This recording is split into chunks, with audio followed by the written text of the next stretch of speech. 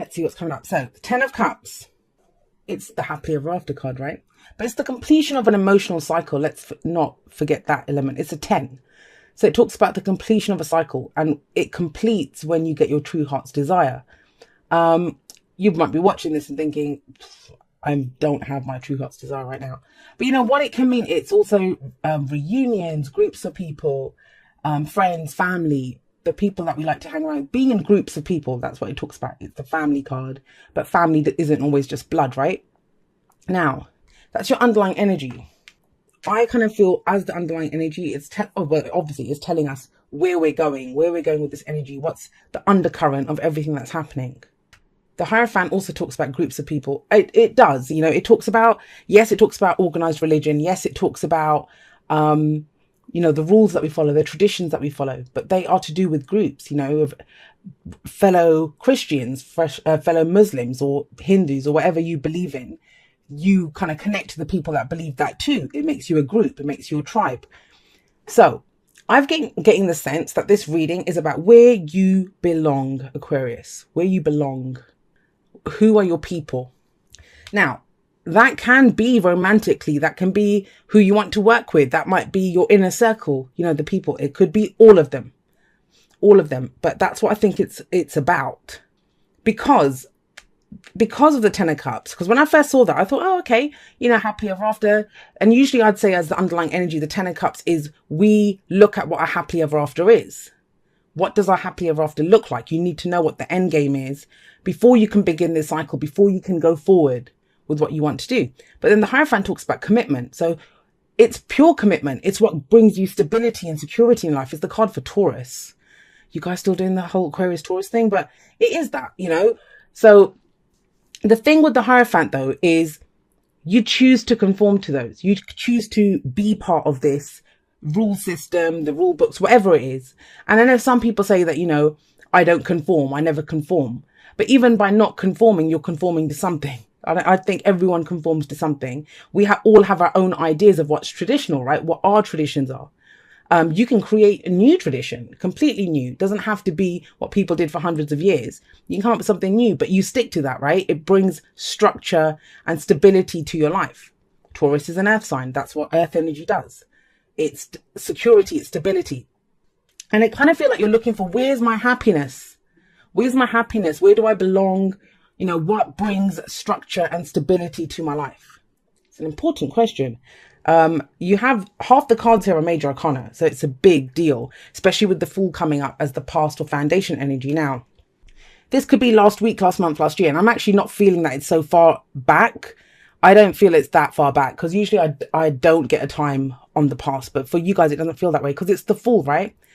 And the Fool is getting ready to go again. It's 0 in the major arcana. It's not the first, it's not the beginning, it's not the end. It's that transitional phase between the beginning and the end, where we're deciding to, are we going to do this? Are we going on this new cycle? Are we going on this new trip? Are we ready to take this journey and go around the whole major arcana again, right? Now, what do I always say about the Fool? He doesn't have a map. He doesn't have hardly anything with him. He doesn't know where he's going, but he's in it for the experience, right? He's in it for the experience.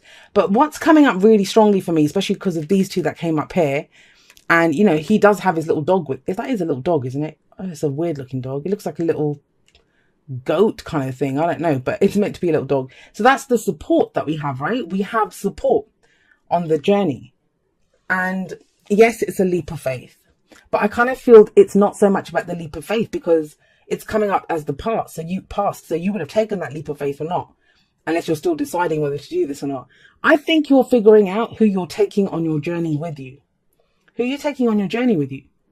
It's a major new life cycle beginning for you. Major. This is not just, you know, something tiny or, oh, glad that's over, let's do something new. This is huge. This is massive. We're going to go around the major arcanas again when the Fool shows up. And it's all about the experience. So who are you taking with you? Who do you want to experience this with you? Who's going to, and it isn't about being in an echo chamber, because I think sometimes the Hierophant can become that. You know, it's an echo chamber. We're all going to believe the same thing, and there's going to be no questioning of anything, because that's organized religion, right? That kind of thing. But, you know, any faith system that can't stand up to you questioning it, what does that say about it? And so it kind of feels like it's not that you want people who believe the same thing as you. It's that they bring that kind of support, that scaffolding, that structure to your journey that you're about to take. Hope that makes sense. Because that's what this is about. You know, that's your happily ever after.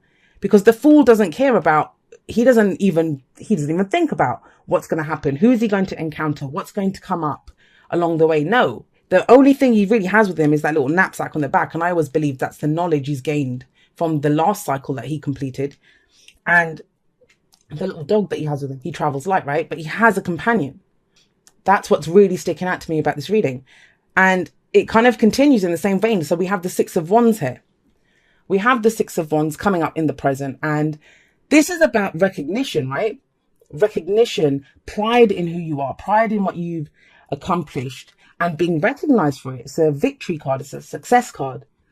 Now, if this is coming up after the Fool and we're talking about who am I going to take with me on this new journey, it's you're proud of who you are, Aquarius. You're proud of who you are. And I think that came up last time for you guys as well. That, you know, you want people that you can be proud of, that they're on the same journey as you. It's not just about you, because if you have a look, it's almost as if this person is kind of looking up, right? So it is kind of like he's looking up at this energy here. And it kind of feels like, I want to be seen, first of all, right? I want to be seen for who I am. I want to be seen for who I am. And I want to be recognized for that. You know, I want to feel proud of who I am and not have to dim my light. How many of you had to dim your light when you're around people? I don't think a lot of Aquarians are doing it now, but it's been a big problem for not just Aquarius, for a few of the other signs. But we're talking about Aquarius right now. Where are you comfortable? Where's your home? Who are your people? Because that's just it. We're in Cancer season, right? And we talk about the home, security, you know, that kind of energy when it comes to Cancer. But for Aquarians, it's always other people we like. That's where the 11th house, right? Groups of people who belong to organizations. That's us. So that's a big deal to us. And if you're starting this new journey, it feels like you're really doing this whole, who's coming with me? Who's coming with me? Who am I taking to my happy ever after? And I know it sounds bad. Yeah, I don't actually think it is bad, but I can understand if someone was listening to it, they may think it sounds bad and prideful and all those kinds of things. But this happily ever after, right?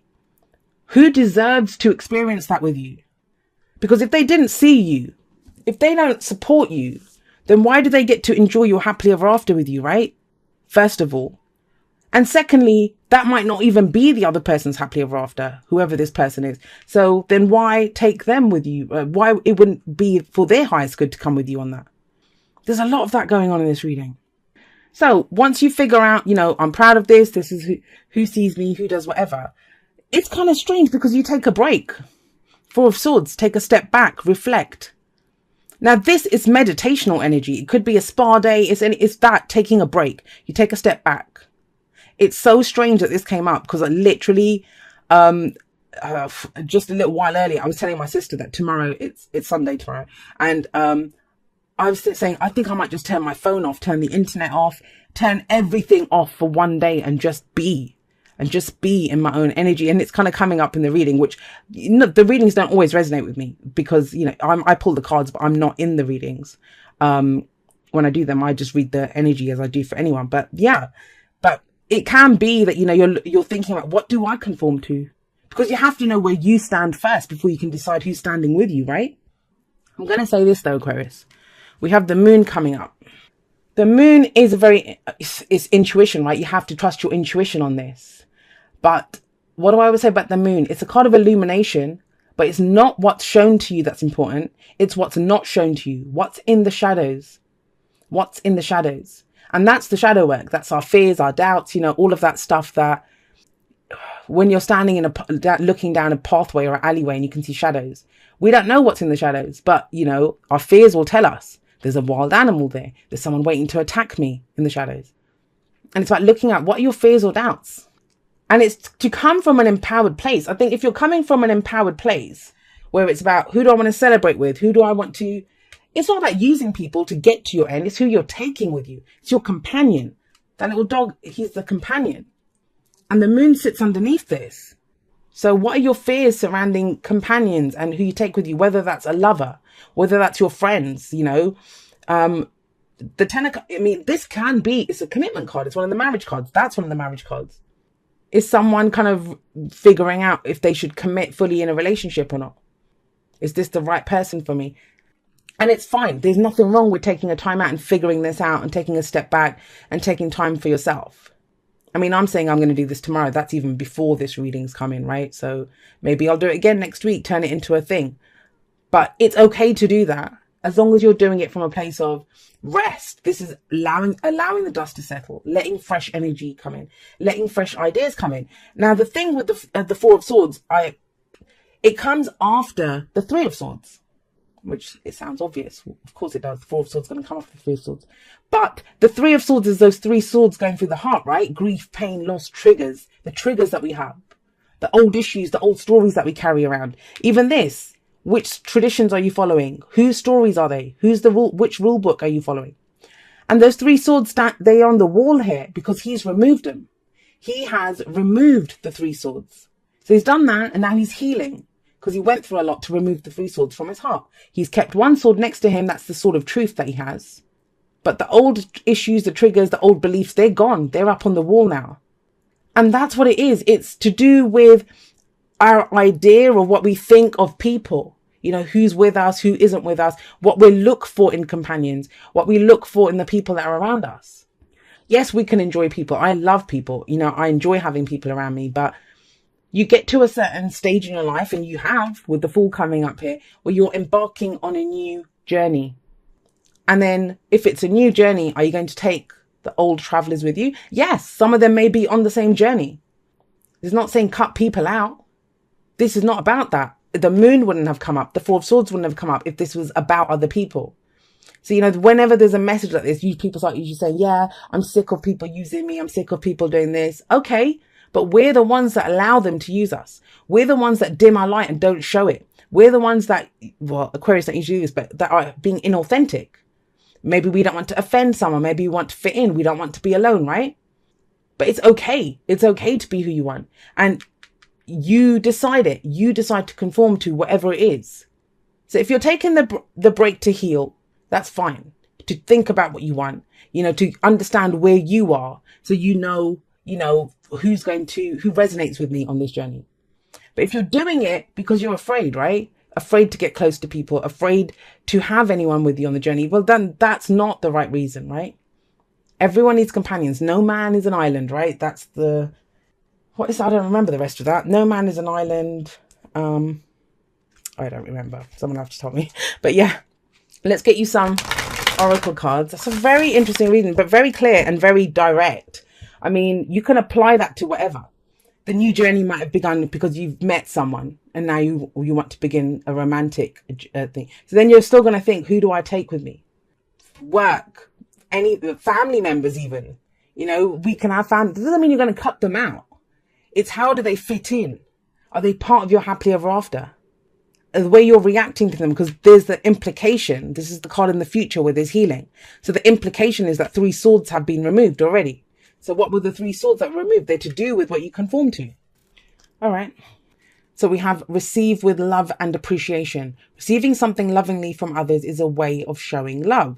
So I'm going to say this, guys. We have the Six of Wands here. Sometimes, I know it sounds weird, but, you know, we don't like too much attention as well. I mean, I'm like that.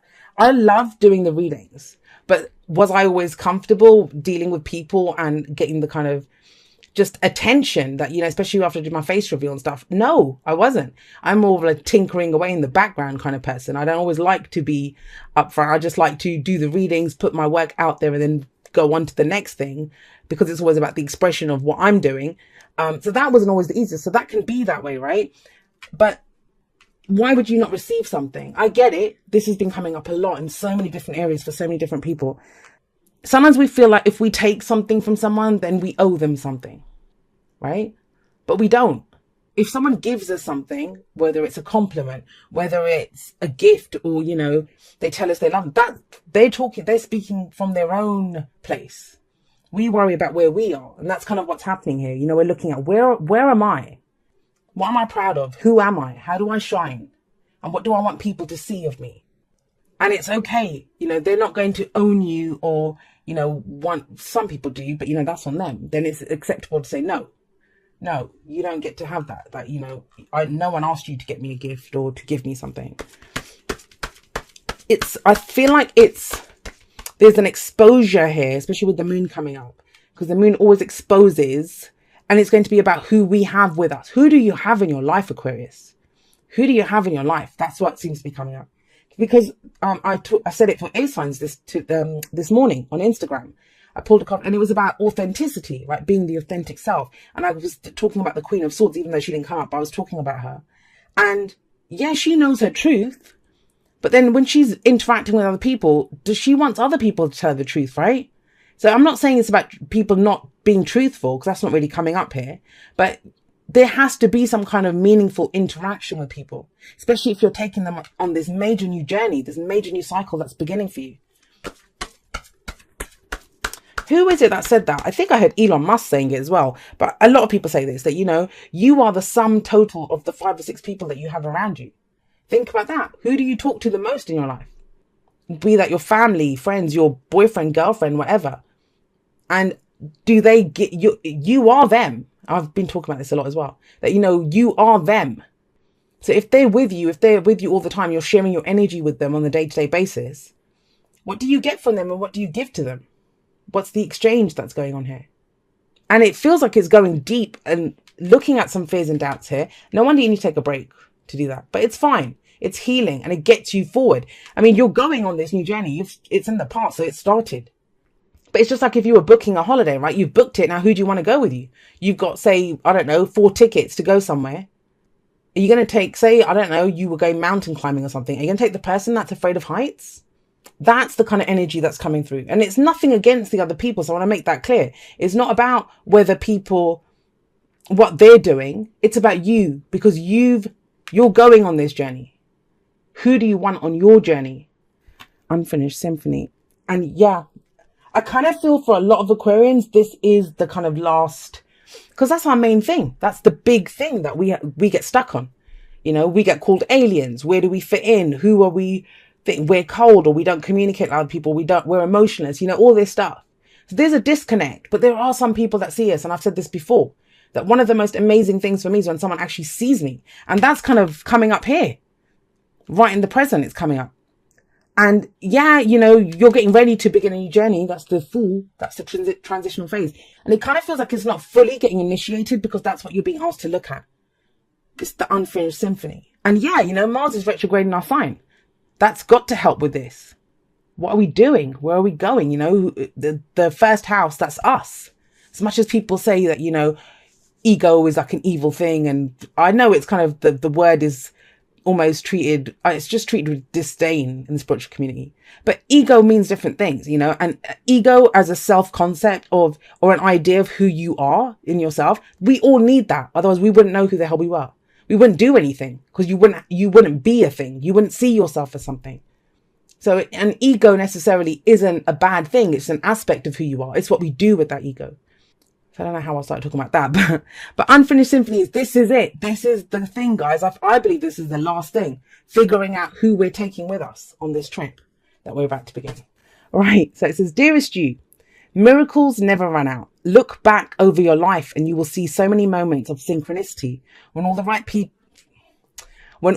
people, the right place, the right opportunities and the right time just showed up without any of your help. Think back to how you felt just before a miracle happened. You felt that you were giving up, but it was more like a gentle surrender to whatever was about to happen. That's the gentle surrender. This is that last process that you're going through, looking at who's there, I think. We want you to know that miracles are being concocted for you and you will never, ever run out of them. You just don't get to choose how they come, who will deliver them, when they will show up, and what they will do for you. All of that is our department. Spirit knows what is best for you and what wants to be expressed through you. You are incredible and amazing and a magnet for miracles. That would be a good mantra for you today. We're on it. Relax. If you only knew how much you were loved. Sigh. And yeah, you know, I think that's it, because that is, like I said, the happily ever after. We started off with this. And you know that, right? You know that's where you're headed. You know that's what you're working towards. You know that this is the end game that you're going. But it's the unfinished symphony, guys. We haven't fully wrapped up. We've done a lot of work. And think about it, it's coming up. We've got an eclipse, in a lunar eclipse coming up in our sign. The first house again. And, you know, I really do feel like this is going to be, because in lunar eclipses, and correct me if I'm wrong, but it is about, you know, like the form of something that leaves, something that's taken from us, not taken from us, even that we release. I believe we release it. It no longer serves us. It doesn't serve us. And I kind of get that. That's what's coming in. But wouldn't you rather go through the process yourself and figure it out, which is what I think you're doing anyway. And then what was that line that they said? Something like a gentle surrender. Then there will be a gentle surrender. Then it's fine, right? It's when we don't go through this kind of a process that we get hit by the tower and stuff. That's when that energy comes in, because we're clinging to something. We're not letting go. But this feels like we're doing it ourselves. We're looking at this ourselves. I like it, Aquarius. I like it. I mean, it to some signs, this might not sound very dramatic, but I think it's a big deal. This is a big deal for Aquarians. And it might be stuff that's just going on internally and, you know, very quietly, but it's still significant, especially the moon. Trust your intuition card, right?